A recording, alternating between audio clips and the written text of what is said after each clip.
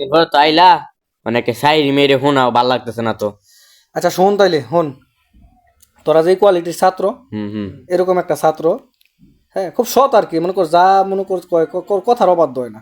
হুম তো পরীক্ষার হলে গেছে, বাংলা দ্বিতীয় পত্র পরীক্ষা, ব্যাকরণ পরীক্ষা। করুন না। এখন কি হইছে, তোর পরীক্ষার মাঝে আইছে আইছে কারক কাকে বলে, বিভক্তি কাকে বলে, পদ কাকে বলে, পদ কত প্রকার, এইটা তো আমাকে পরীক্ষা তাই তাই না বাংলা দ্বিতীয় পত্র। ভাই। আচ্ছা এখন মনে কর কি হইছে, বাংলা দ্বিতীয় পত্র পরীক্ষা যখন একটা প্রশ্নের মাঝে অনেক সময় ভুল হয় না, এখন ভুল হয়েছে কি যে পদ কত প্রকার, এই যে পয়ের পরে আকার দিয়ে দিছে টাইপ করতে যে মনে হয়, তাহলে হয়ে গেছে পয় আকার পা দ কি হয় পাত কত প্রকার, পাত কত প্রকার, পাত কাকে বলে, পাত কত কি কি কি আর কি, মানে যেটা বলে আর কি, পাত কত প্রকার কি কি।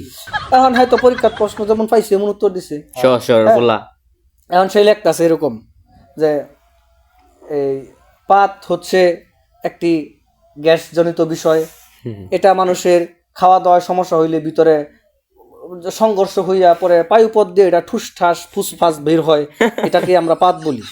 হ্যাঁ, কখনো গন্ধ হয় কখনো গন্ধ হয় না।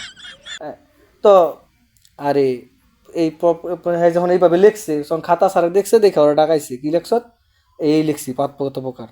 এখন পরে স্যার তারা পড়তে কয়, স্যারে পয়রা শোনাইতেছে, সব ছাত্রছাত্রী করে পয়রা কি করতেছে, শোনাইতেছে তার খাতা। কয় শোন, এই যে আদু ভাই লিখছে কি লিখছে, যে পাদ হইছে এইটা, পাদ হইছে কত কত লিখছ, 4 প্রকার।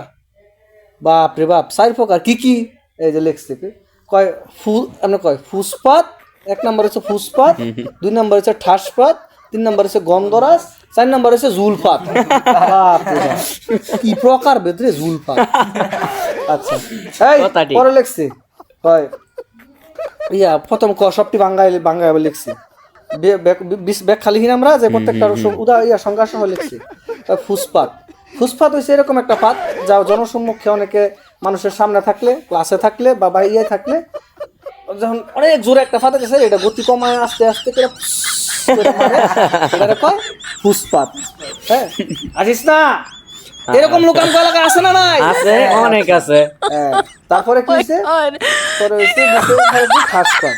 কয় ঠাসপাত কিছু বেশর্মা বেলায় যা লোক আছে না আমগুলো, হ্যাঁ আঙ্গো বাপ চাচা মাঝে অনেক আছে যে কোনো মানে কোনো কিছু আতা পিতা মানতো না, পাত যদি আয়ো মানে কামানের গুলি মিশে বা ফাদার বিষ করুন আছে আছে কালে যেটা এরকম লোক আঙ্গুর মধ্যে আছে না? আছে আছে আছে। তারপরে আরেকটা কি গন্ধরাজ, গন্ধরাজ পাদও আছে, অনেক লোক আছে কুষ্ঠকাঠিন্য আগামাগা হয় না। ফুল যে গন্ধরাজ না না না, শোন আগে কথা শোন।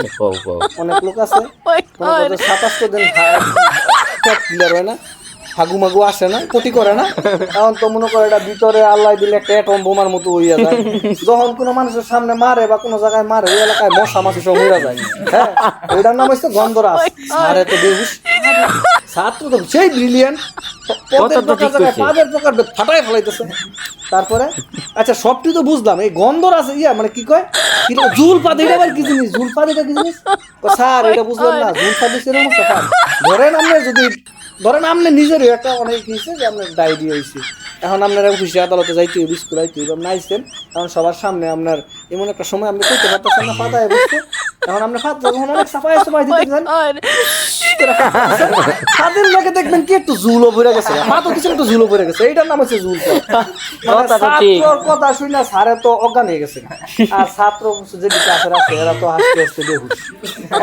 ছাত্র স্যার আমি কি ভুল বলেছি, আমি কি মিথ্যা বলেছি? না এরকম লোক আমাদের সমাজে আছে না নাই?